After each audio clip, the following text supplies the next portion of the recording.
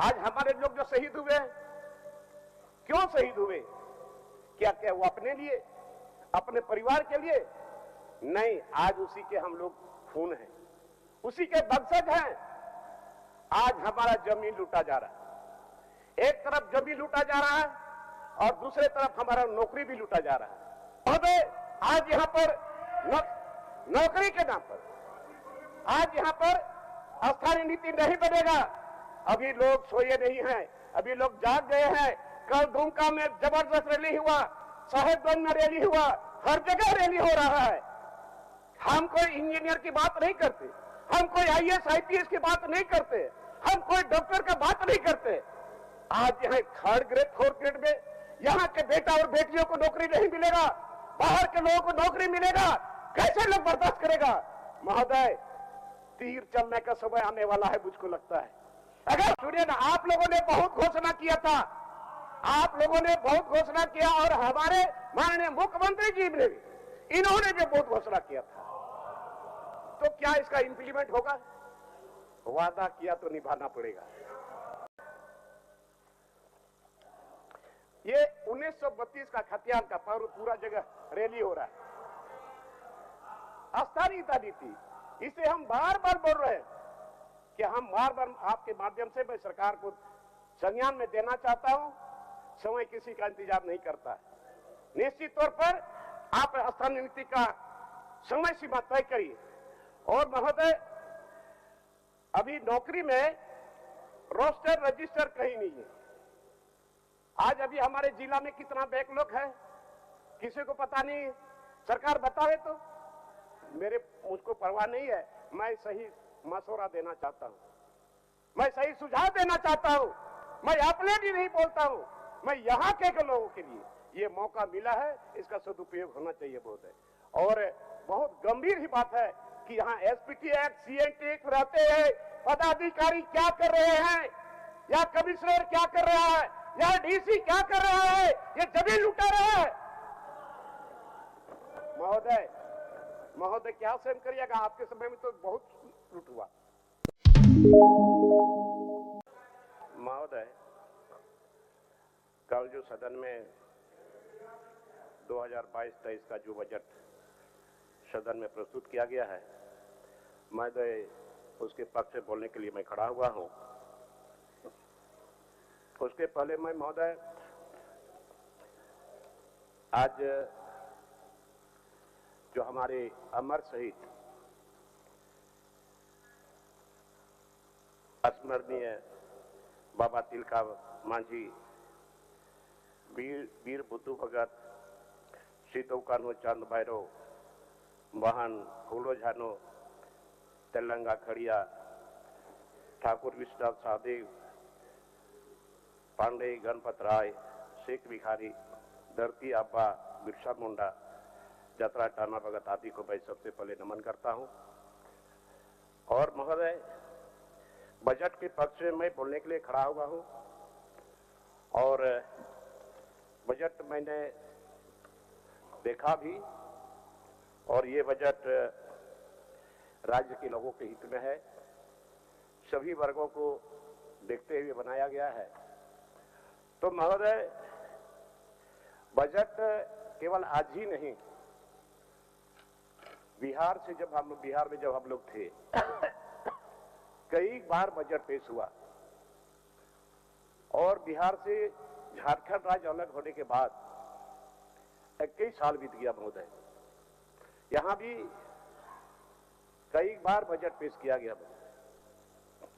और ये बजट बनता है तो राज्य के लोगों के हित में, राज्य के लोगों के हित में, सभी वर्गों को देखते हुए बनाया जाता है।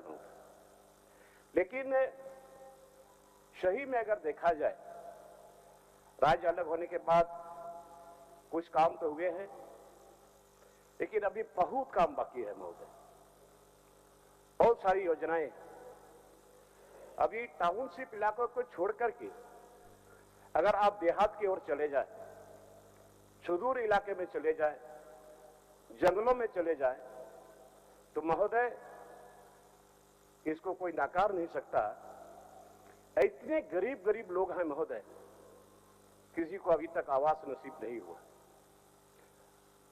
जंगल इलाके में आप जाएंगे, एक एक बच्चे को आप देखेंगे महोदय, ये कुपोषण से शिकार है महोदय। लोगों को दवा नहीं मिल पा रहा है, लोगों को शिक्षा नहीं मिल पा रही। आखिर ये बजट जो बनता है केवल टाउनशिप इलाके के लिए, आखिर दूर दराज इलाके में आज तक ये स्थिति क्यों है? 21 साल पार हो गया राज्य अलग होने के बाद। तो महोदय, मैं सरकार से आग्रह करूंगा कि कम से कम पूरे राज्य में जो खेतीहर लोग हैं, जो किसान हैं, आज खेत में पानी नहीं है। आज यहां के किसान, यहां के मजदूर, आप केरल चले जाएं, भारी तादाद में यहां के लोग गए हुए, पंजाब चले जाएं, वहां भी लोग गए हुए, लोगों का पलायन हो रहा है। तो महोदय, आज किसान के लिए सिंचाई का कोई सुविधा नहीं है, सिंचाई का कोई सुविधा नहीं है। और महोदय, आश्चर्य तो यह होता है कि राज्य अलग होने के बाद ज्यादा से ज्यादा समय यहां किसने शासन चलाया? कौन मुख्यमंत्री रहा? बीजेपी के लोग रहे। और इतने दिनों तक इन लोगों ने क्या किया? अभी सवाल उठाते हैं कि ये नहीं हुआ, वो नहीं हुआ। तो महोदय, आपको भी सोचना चाहिए कि भाई, आप इतने दिनों तक आपने शासन चलाया, आप अपना भी देखें। और आज यही नतीजा है कि आज देश की जनता ने, झारखंड की जनता ने आपको उखाड़ करके फेंक दिया, आपको विपक्ष में बैठाने के लिए मजबूर कर दिया। अभी माननीय हेमंत सोरेन से लोगों को बहुत सारी अपेक्षाएं, बहुत आशा है, विश्वास है, लेकिन समय पार होते चला जा रहा है। महोदय, अभी कोरोना के चलते 2 साल हम लोग बाधित रहे, सारा चीज बंद हो गया। और हेमंत सोरेन का धन्यवाद देना चाहेंगे कि इन्होंने वैसे विषम परिस्थिति में भी जो बाहर के जो प्रवासी मजदूर थे, उन लोगों को सही सलामत लाने का काम किया और भोजन दिलाने का भी काम इन्होंने किया। लेकिन इतना से ही नहीं हो जाता, अभी बहुत सारा चीज करना है।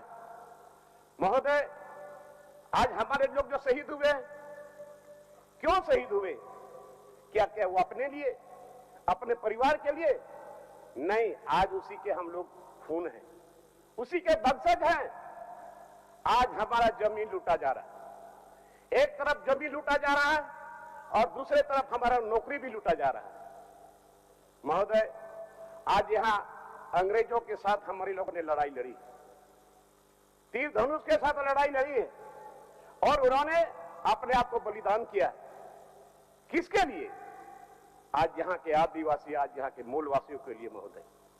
तो महोदय, आज इनका जमीन भी सुरक्षित नहीं है।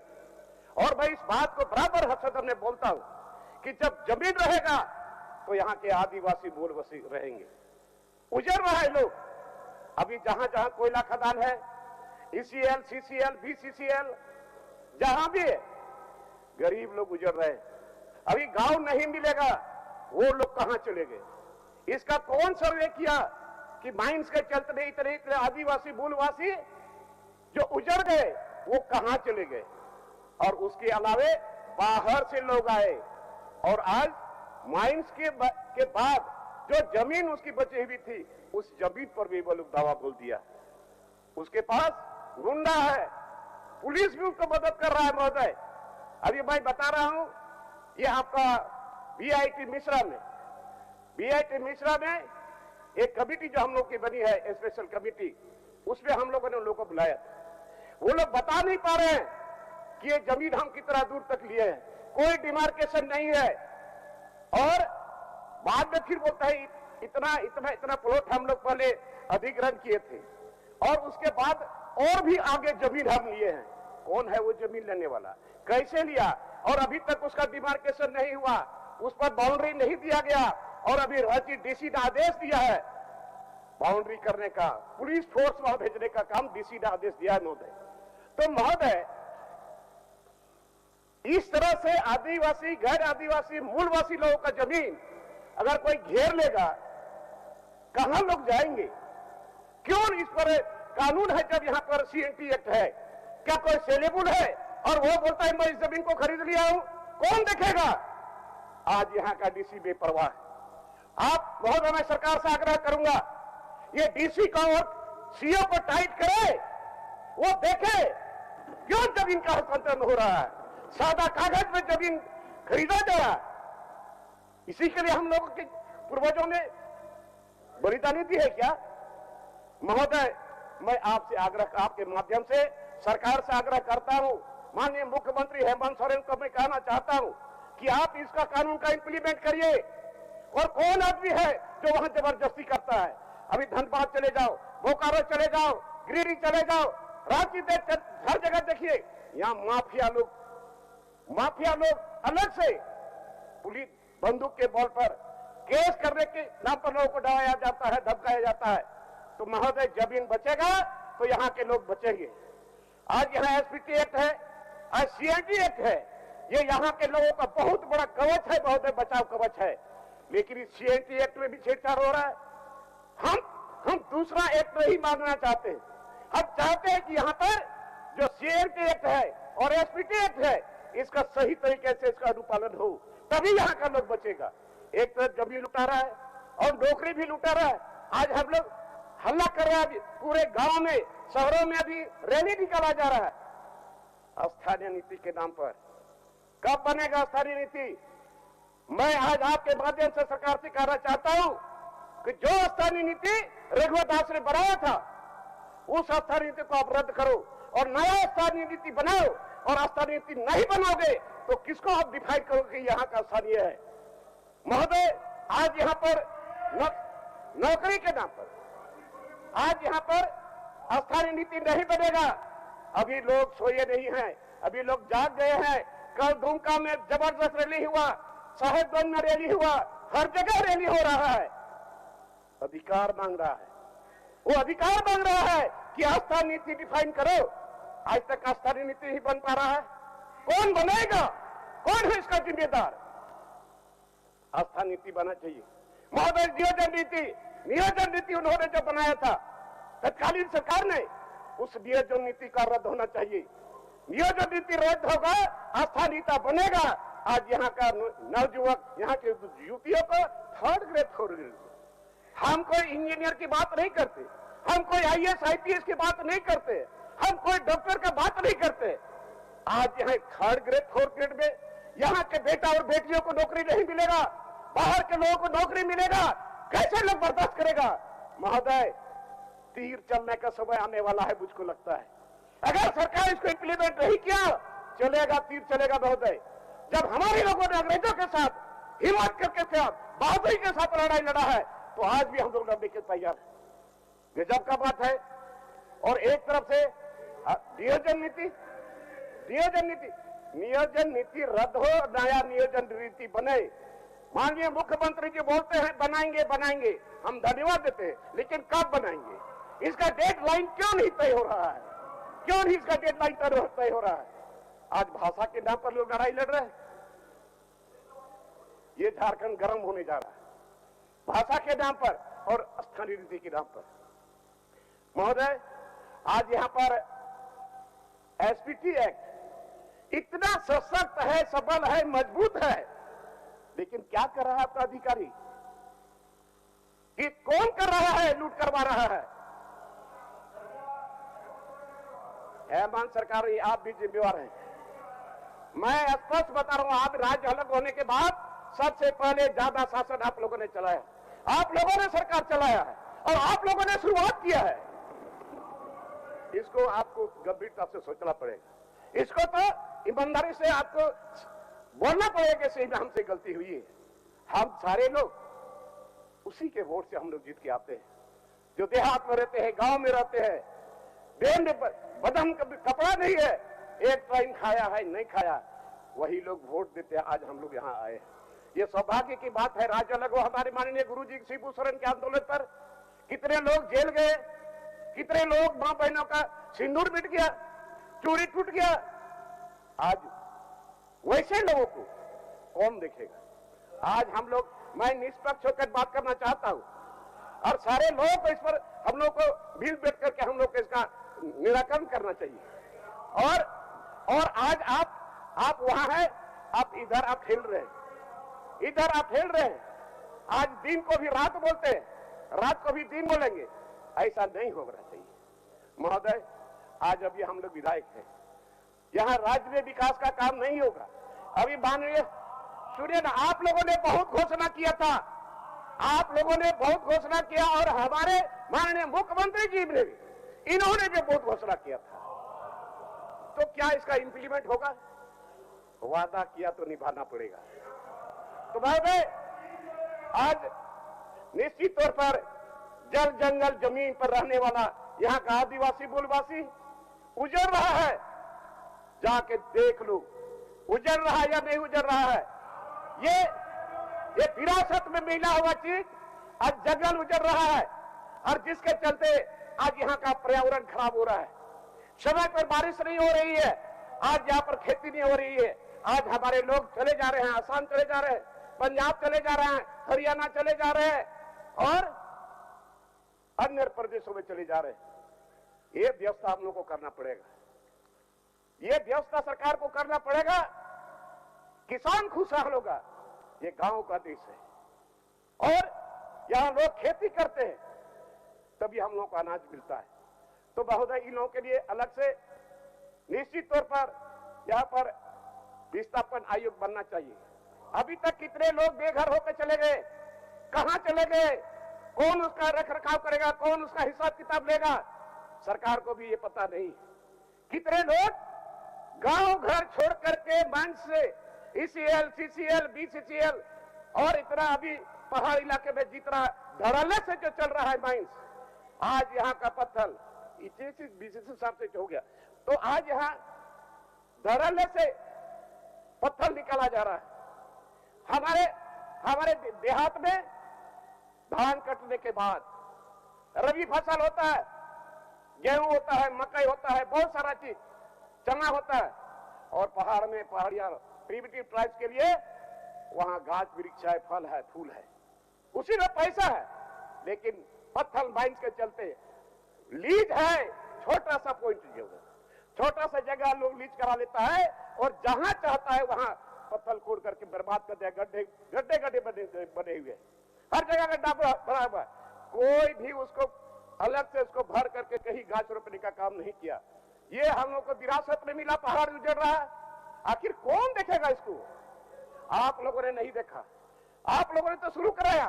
और अभी भी मैं हेमंत सोरेन से आग्रह करूंगा, माननीय मुख्यमंत्री साहब के माध्यम से मैं आग्रह करूंगा कि इस पर ध्यान दे। कौन तो प्रिमिटिव ट्राइब्स खत्म हो जाएगा, धीरे धीरे खत्म हो रहा है महोदय। बहुत अभी महोदय ये बजट है महोदय, कोरोना काल के बाद स्वास्थ्य में 27% है, पेयजल पर 20% है, शिक्षा पर 6.5% है और गरीबों के खाद्यान्न पर 21% है महोदय। पिछले वित्त वर्ष से 11% वृद्धि किया गया है, बहुत अच्छी बात है। लेकिन ये धरातल पर उतरना चाहिए। अभी यहाँ पर इतना ज्यादा घूसखोरी पहले से आ रहा है, कौन दिया उसको घूसखोरी पैसा लेने का गरीब लोगों से? बिना पैसा का काम नहीं होता महोदय। अभी आवास बन रहा है लोगों का, अभी आवास बन रहा है, प्रधानमंत्री आवास, लेकिन लोगों को बालू नहीं मिल रहा है। कैसे बनाएगा? हमने तो जाके देखा, गांव में देखा, नींव कोड़ के रखा, ईटा भी लाया, बालू के बिना काम नहीं हो रहा है। तो इसके लिए सरकार को तो हिसाब किताब लेना चाहिए कि भाई आखिर बालू नहीं रहेगा। महोदय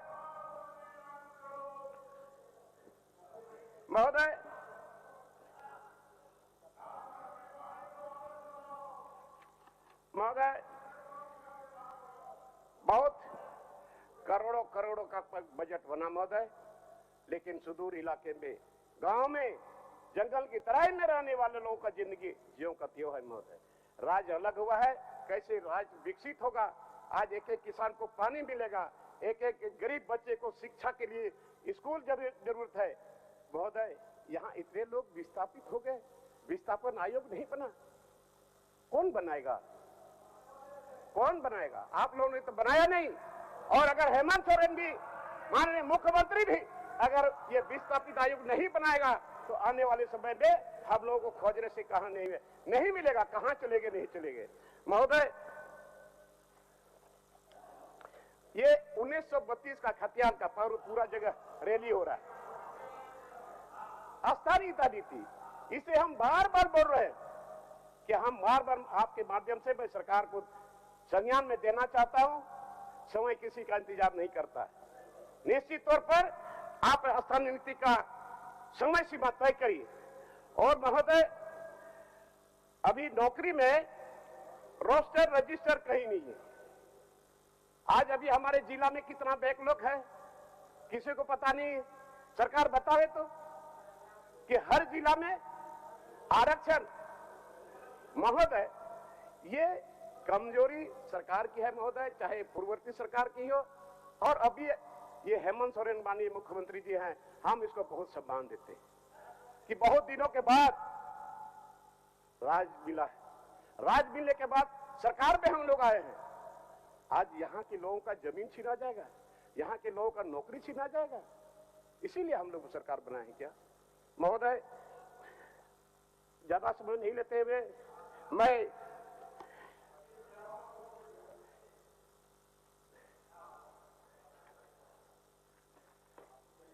महोदय, ये बहुत धड़ल्ले से जमीन बिक्री हो रही, बहुत धड़ल्ले से जमीन बिक रही है और धीरे धीरे हमारे लोग विस्थापित होकर के कहां न कहीं चले जा रहे हैं। महोदय, आज ये अस्थायी नीति बने और पैसा एक्ट, आज तक पैसा एक्ट क्यों यहां लागू हुआ? पैसा एक्ट में ग्राम सभा को बल मिला है, आज ग्राम सभा नहीं हो रहा, पैसा एक्ट लागू नहीं हो रहा है। और जहां तक हमको मालूम है कि ये केंद्र सरकार ने पैसा एक्ट दिया, समय रहते अगर कोई भी सरकार ने अगर इसको लागू नहीं किया तो वो स्वतः लागू हो जाएगा। तो महोदय, आइए शेड्यूल एरिया में ग्राम सभा मस्ट है। कोई भी ठीक है, डेवलपमेंट के नाम पर आप पैसा देते, पंचायत चुनाव क्यों हो रहा है? क्या शेड्यूल एरिया में पंचायत चुनाव करने का कोई नियम है क्या? कोई नियम नहीं है। लेकिन यहां अधिकारी लोग बैठ करके, और मैं तो साफ स्पष्ट कहूंगा कि यहां विधायिका में कार्यपालिका भी है। मैं एकदम चैलेंज के साथ बोलता हूं, विधायिका में कार्यपालिका हावी हो चुका है। ये कौन देखेगा? महोदय,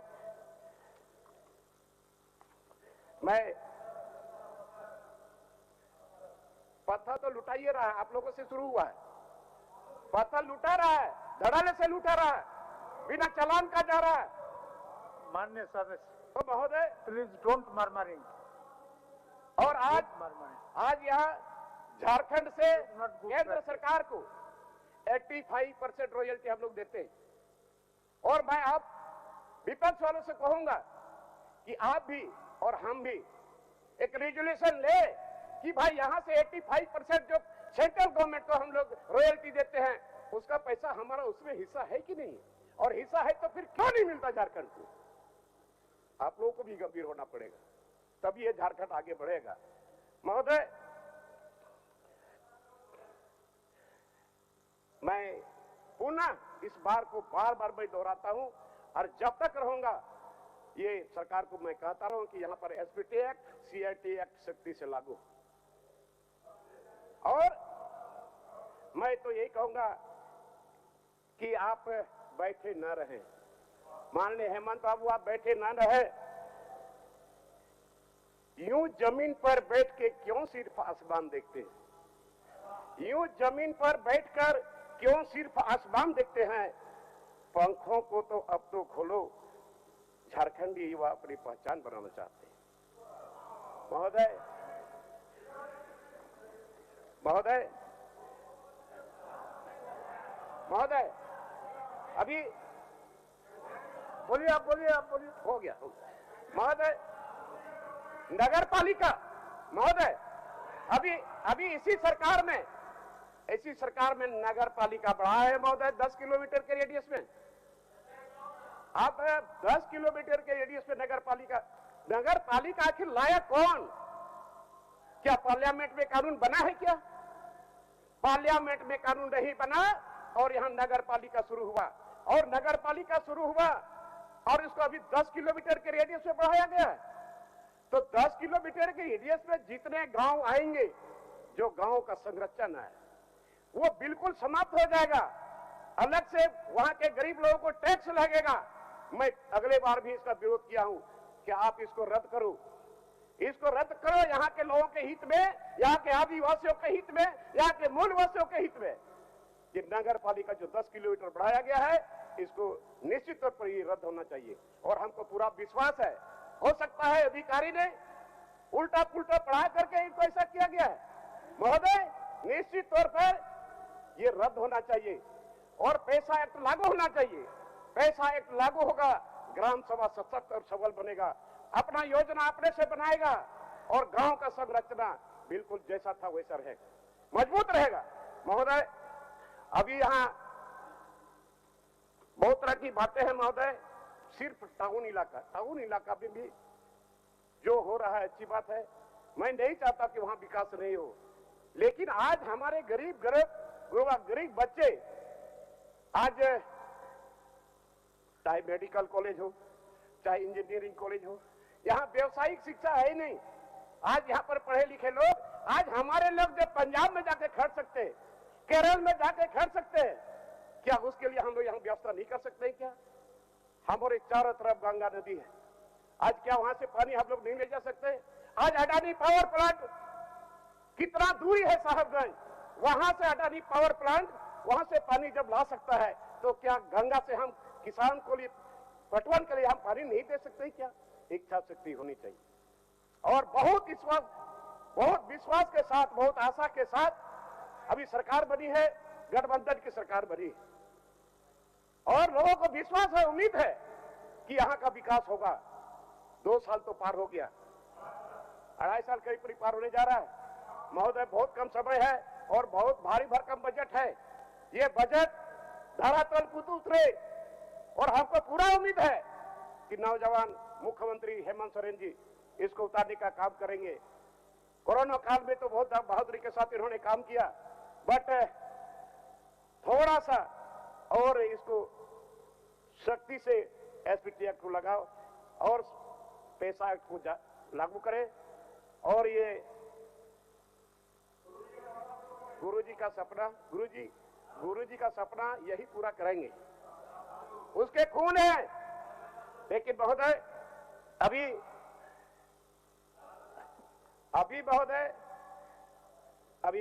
देहात में पेयजल की समस्या, चापाकल, आज तक हम लोग देहात में गरीब लोगों को पानी नहीं पिला पाए। बहुत शर्म की बात है। आप लोगों ने तो चापाकल बंद कर दिया था। जो विधायक कोटा का 5-5 चापाकल होता था, आप लोगों ने बंद किया। मैं हेमंत सोरेन को धन्यवाद देना चाहता हूं, इन्होंने फिर सारे विधायक को एक पंचायत में 5-5 चापाकल देने का काम किया। अरे भाई, आप लोग क्या कर रहे थे यार? 5 साल, इतना सालों तक चापाकल आपने बंद कर दिया था। इसको तो सोचिए, इसको तो स्वीकारिए, क्यों बंद किया आज चापाकल? महोदय, ये चापाकल और अभी प्रत्येक साल माननीय सदस्य अमर बाबू ऐसा नहीं करते। आप मंत्री रह चुके हैं राज्य का, बोल रहे हैं बैठे बैठे हर बात को काउंटर करना ठीक बात नहीं है।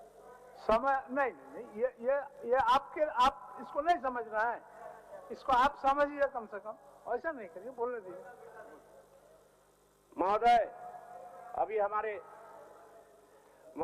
हमारे माननीय मुख्यमंत्री अभी यहाँ नहीं है सदन में। महोदय, कुछ लोग हैं, मैं सही हूं तो सही हूं, कुछ लोग हैं जो हमें गुर्रा के दिखते, पता नहीं। लेकिन महोदय, फिर भी मैं ये बोलना चाहूंगा, ख्वाब टूटे हैं मगर हौसला जिंदा है। ख्वाब टूटे हैं मगर हौसला जिंदा है। हम वो है जहां मुश्किलें शर्मिंदा है। महोदय, मुझको परवाह नहीं है, मैं सही मशवरा देना चाहता हूं। मैं सही सुझाव देना चाहता हूं। मैं अपने लिए नहीं बोलता हूं, मैं यहाँ के लोगों के लिए ये मौका मिला है, इसका सदुपयोग होना चाहिए बहुत है।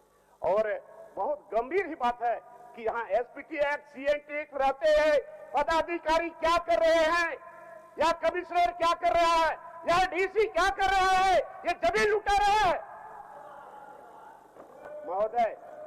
महोदय क्या सहन करिएगा, आपके समय में तो बहुत लूट हुआ, इस चीज को स्वीकारिए यार। क्या आपके क्षेत्र में गरीब लोग नहीं है क्या? महोदय, मैं इस बात को बार बार दोहरा रहा हूं, ये जमीन बचेगा, यहां पर मूलवासी आदिवासी बचेगा। जमीन इतना धड़ल्ले से बिक रहा है, और वो भी 1 कट्ठा 2 कट्ठा नहीं, 10 एकड़ 25 एकड़ में जो बाहर के लोग ले रहे हैं, जो अदर स्टेट के लोग हैं, आज यहाँ पर 25 एकड़ 20 एकड़ जमीन घेर घेर करके रखा हुआ है, और उसी जमीन को ये लोग बेचेगा, 10 गुना दाम में बेचेगा, और नहीं तो वहां उद्योग भी। अभी महोदय, ये रामगढ़ में वो जो वहां पावर सब स्टेशन, महोदय वहां जो बगल में जो गांव है, वहां पर कितने लोगों को कंपनसेशन अभी तक नहीं मिला। इतना साल हो गया, लोगों को कंपनसेशन नहीं मिला, लोगों को नौकरी नहीं मिली। कल लोग आए थे और उन्होंने लिस्ट दिखाया, 242 आदमी का नाम है इसमें महोदय, और उन लोगों को नौकरी के नाम पर बोला कि आप लोग आवेदन देना। आवेदन रह गया, किसी को नौकरी नहीं मिली, और वहां जो भी लोग आए हैं सब बाहर के लोग आए। कौन चिन्हित करेगा, कौन चिन्हित करेगा वैसे लोगों को? महोदय, मैं पूरा विश्वास के साथ, हमको यकीन है, हमको विश्वास है कि निश्चित तौर पर मैं आपके माध्यम से सरकार को संज्ञान में देना चाहता हूं। वैसा बहुत गांव है। अभी यहाँ पर जो स्पेशल कमेटी बनी है, अभी आप देखेंगे सारे जिला से हर तरह से लोग आए हैं, और हम लोग पास इतना पोथा बन गया, इतना जमीन सेलिंग हुआ है, गलत तरीके से हुआ है। अजीब सा बात है। अभी हम लोग आवेदन को देख करके हैरत पड़ जाते हैं, और जगह जगह से डीसी लिखता है कि हमारे जिला में ऐसा केस मेरे पास नहीं आया। आश्चर्य है। तो महोदय, मैं ज्यादा बोलने वाला नहीं हूं महोदय, मैं सिर्फ यहाँ के नवयुवकों को 3rd ग्रेड 4th ग्रेड में नौकरी मिले, जिसके लिए सरकार को स्थायी नीति तय करना पड़ेगा। और यहाँ जो भी नौकरी हो, लेकिन 3rd ग्रेड 4th ग्रेड की बात है मोदी, और नियोजन नीति इसको रद्द करें। माननीय सदस्य, यहाँ पर कुछ नहीं, हम ज्यादा कुछ नहीं मांगते। यहाँ पर जमीन हमारा कैसे सुरक्षित रहेगा, जमीन मेरा कैसे, अगर आज सड़क नहीं भी बना, 2 साल 3 साल 5 साल के बाद बनेगा, बिजली नहीं भी बना, कोई बात नहीं है, लेकिन हमारा जो जमीन उजड़ रहा है, इसको बचाने का जरूरत है। आस्था नीति बने, और पैसा एक्ट लागू हो, और नगर पालिका जो बढ़ाया गया है वो रद्द हो, और शेड्यूल एरिया में पंचायत चुनाव रद्द हो। महोदय, ज्यादा समय नहीं लेते हुए पुनः आपसे के माध्यम से मैं सरकार को संज्ञान में देना चाहता हूं, इतना काम करना पड़ेगा, और नहीं तो फिर हम लोगों को उधर जाना पड़ेगा। आप नहीं किए तो आप उधर चले गए ना, तो हम लोग भी अगर नहीं करेंगे तो फिर उधर जाना पड़ेगा। महोदय, यहाँ जो टीएसी है, ट्राइबल एडवाइजरी काउंसिल महोदय, ये तो फुटबॉल बन गया। गवर्नर हाउस से राज्य सरकार की तरफ, और राज्य सरकार की तरफ गवर्नर हाउस तरफ। आज तक एक भी यहाँ के आदिवासी मूलवासी का केस टीएसपी में फैसला, टीएसपी नहीं गया। क्या हो रहा है, क्या हो रहा है? ये टीएससी यहाँ के आदिवासी मूलवासी के लिए बना है। अभी तक हमको नहीं लगता कि टीएसपी कितने मेंबर हुए, कितना बैठक हुआ, कितना टीएससी में केस गया, पता नहीं। मैं सरकार से आग्रह करूंगा, निश्चित तौर पर टीएससी का पुनर्गठन हो, और जिसका जैसा भागीदारी है वो उस पर रहे। आज टीएससी इतना इंपॉर्टेंट चीज 2 साल से अभी तक ये फुटबॉल की तरह इधर से उधर हो रहा है, क्या लोग नहीं देख रहे हैं? तो महोदय, ज्यादा समय मैं नहीं लेते हुए पुनः आपको मैं धन्यवाद देना चाहता हूं कि आपने हमें बोलने का वक्त दिया है महोदय, इसके लिए